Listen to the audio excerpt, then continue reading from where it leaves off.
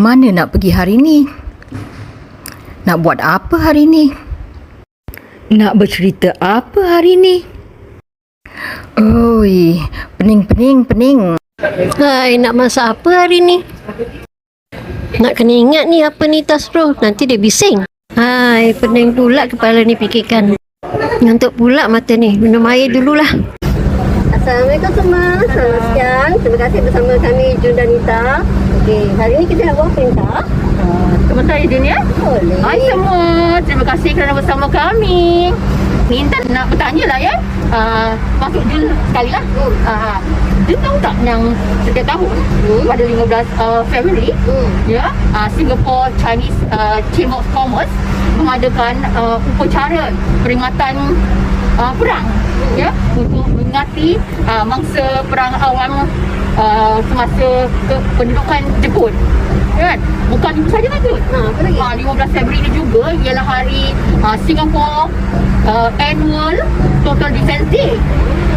Setiap tahun, di mana sebelum pasukan pertahanan Singapura memulakan perkhidmatan mereka mengumumkan isyarat all clear melalui sistem amaran awamnya untuk memperingatkan kejatuhan Singapura pada tahun 1942. Itulah. Jadi dengan ini, walaupun kita telah upload beberapa video kan Jun tentang Perang Dunia Kedua ni kan, jadi untuk hari ni saya cuba ikut serta dengan mengingati hari perang ni ya. Kita akan cuba menjejaki beberapa war memorial dan markers di Singapura ni, terus berapa banyak kita boleh lah ya.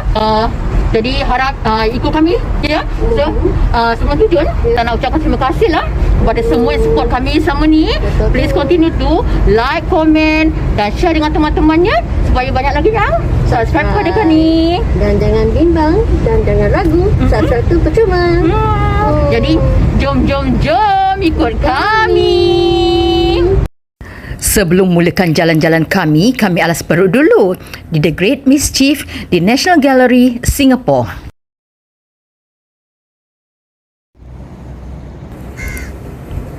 Memorial Perang Awam ialah monumen yang didedikasikan untuk orang awam yang terkorban semasa pendudukan Jepun di Singapura pada tahun 1942 hingga ke 1945.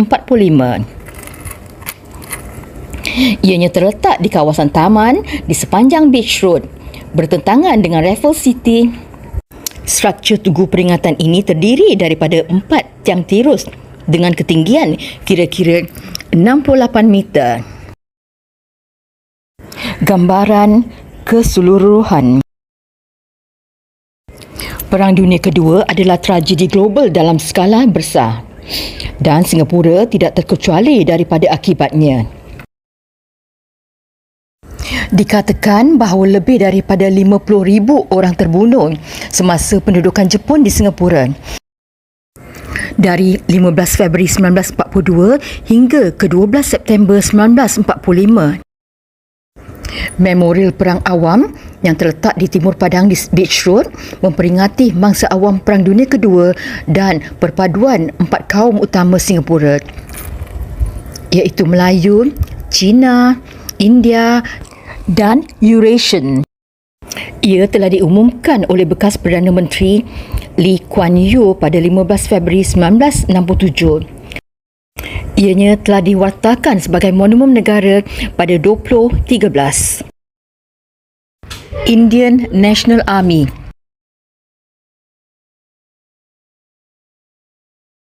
Penanda di Taman Esplanade ini merupakan salah satu daripada 11 penanda Perang Dunia Kedua yang didirikan pada tahun 1995 untuk memperingati ulang tahun ke-50 berakhirnya Perang Dunia Kedua. Kami rehat sebentar sebelum ke tempat seterusnya. Pasir Panjang Machine Gun Pillbox. Pillboxes dibina pada tahun 1930-an untuk mengukuhkan pertahanan pantai Singapura sebagai sebahagian daripada persediaan British untuk berperang di Singapura. pillboxes dilengkapi dengan machine gun dan diletak pada jarak yang strategik untuk membolehkan medan api mereka bertindih dan menguatkan satu sama lain. Pasir panjang machine gun pillbox terletak di dalam kawasan yang dikawal oleh Batalion Pertama Regimen Askar Melayu yang kemudiannya bertempur dengan tentera Jepun yang menyerang di Permatang Pasir Panjang. Ia berfungsi untuk melindungi kawasan selatan yang mempunyai permasangan utama termasuk depo peluru dan Hospital Tentera Alexandra. Sebelum pergi ke tempat seterusnya, kami bersama Kak Fauzia alas perut dulu di Pondok Jawa Timur di Faiz Plaza, Kempitai East District Branch. Kempitai ataupun polis tentera Jepun telah ditubuhkan pada tahun 1881 di Jepun.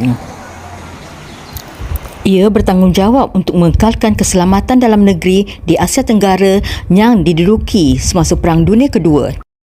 Di Singapura, Kempitai berada di bawah bidang kuasa Kementerian Perang. Kempitai melakukan banyak kekejaman semasa pendudukan Jepun di Singapura. Dan bilangan orang yang tidak diketahui mati atau menderita dengan teruk di tangan mereka. Bangunan YMCA adalah nadi kepada banyak kekejaman mereka dan mula dianggap dengan ketakutan oleh penduduk umum. Antara ramai yang ditahan di situ ialah Elizabeth Choi dan suaminya, Choi Kung Heng. Mereka telah ditangkap pada Oktober 1943 dan dituduh menyampaikan mesej kepada tahanan bersekutu. Sarimbun Beach Landing. Pada 8 Februari 1942, dalam malam yang sunyi dan gelap di Lim Chu Kang, mimpi ngeri terburuk telah tiba di Singapura apabila penceroboh Jepun menyeberangi Selat Johor dan mendarat berhampiran pantai Sarimbun. Di sini Nita ditemani oleh Cheng San dan cucu Naira Naima dan Anaf Nazril. Ia sesuatu yang sudah dijangka kerana Tanah Melayu telah pun tewas kepada Jepun sejak akhir Januari 1942. Selepas penceroboh dengan pantasnya menyapu semenanjung hanya dalam 2 bulan, Komander Keseluruhan Tentera Bersekutu memutuskan untuk mengerahkan tentera pertahanan terkuatnya di sebelah timur tambak untuk menjangkalkan serangan Jepun yang akan berlaku melalui pantai timur laut Singapura. Strateginya kemudiannya terbukti membawa bencana. Brigade ke-22 Australia ditugaskan untuk mempertahankan sebelah barat laut Singapura. Pada malam 8 Februari 1942, Jepun mula mengebom kawasan Lim Chu Kang. Di bawah lindungan kegelapan, Division ke-5 dan ke-18 tentera Jepun menyeberangi Selat Johor dengan bot-bot penyerang kecil dan mendarat di pantai Sarimbun. Walaupun 2 kali menangkis musuh, Brigade Australia akhirnya ditakluki oleh keunggulan angka tentera Jepun. Jurong Kranji Defence Line.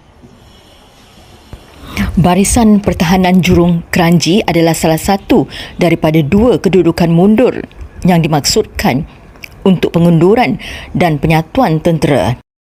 Sekiranya tentera Jepun mengatasi pasukan pertahanan pantai di utara barat laut Singapura, kekurangan penyediaan laluan Jurong Kranji dan kawasan yang luas yang perlu dilindungi bermakna bahawa tentera terpaksa tersebar dengan sangat tipis di sepanjang barisan pertahanan.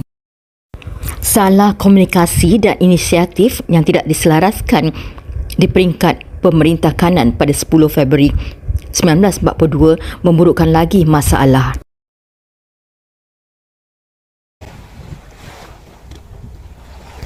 Punggol Beach Massacre. Pada 28 Februari 1942, kira-kira 400 orang awam Cina, mangsa pembersihan Suk Chin, telah dibunuh oleh Jepun di pantai utara timur laut ini. Punggol Beach adalah salah satu daripada 3 tapak utama di Singapura di mana pembunuhan beramai-ramai Suk Chin berlaku. Pembunuhan dilakukan secara besar-besaran kerana Jepun menghantar ramai lelaki yang disyaki anti-Jepun untuk ditembak mati dan dimusnahkan. Mangsa yang terkorban segera dibuang ke laut atau ditinggalkan di tepi pantai. Mayat beberapa mangsa ditemui oleh pengunjung pantai dan nelayan. Pada Mac 1977, tengkorak terbongkar apabila seorang lelaki menggali lubang di pasir di sekitar kawasan itu. Pada Disember 1997, seorang pengunjung pantai menemui sebatang gigi emas kepunyaan tengkorak mangsa berhampiran pantai. Nita ditemani Kak Fauzia dan Atikah. Suk Chin Inspection Center. Operasi Suk Chin ialah operasi ketenteraan Jepun yang bertujuan untuk membersihkan atau menghapuskan unsur-unsur anti-Jepun daripada masyarakat Cina di Singapura. Dari 21 Februari hingga 4 Mac 1942, lelaki Cina berumur antara 18 dan 50 tahun telah dipanggil ke berbagai pusat pemeriksaan besar-besaran dan mereka yang disyaki anti-Jepun telah dihukum bunuh. Suk Chin adalah istilah Cina yang bermaksud pembersihan melalui pembersihan. Istilah Jepun untuk operasi itu ialah Dai Kensho yang bermaksud pembersihan hebat. Terdapat beberapa kemungkinan sebab tentera Jepun menjalankan operasi tersebut.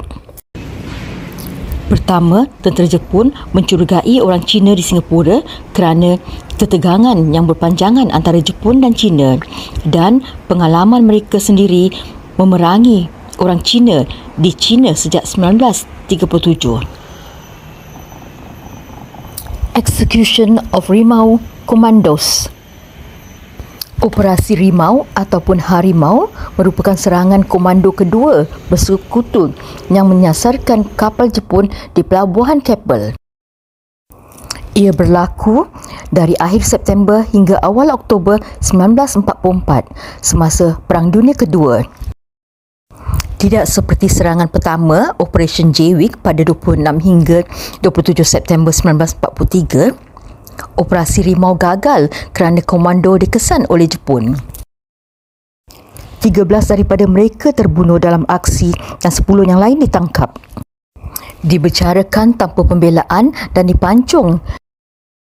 Itu sajalah yang kami sempat lakukan untuk pergi melawat beberapa marker ataupun tanda peringatan untuk Perang Dunia Kedua. Apa rasa you dan ataupun apa perasaan you, Jun? Perasaan saya macam you cakap tadi lah, 15 Oktober ni kan tanda ingatan kita pada mereka-mereka yang dah berkorban pada Perang Dunia Kedua ni kan. Terharu juga lah mereka pergi jadi tengok tempat-tempat tu kan, jarang-jarang mereka tu kan.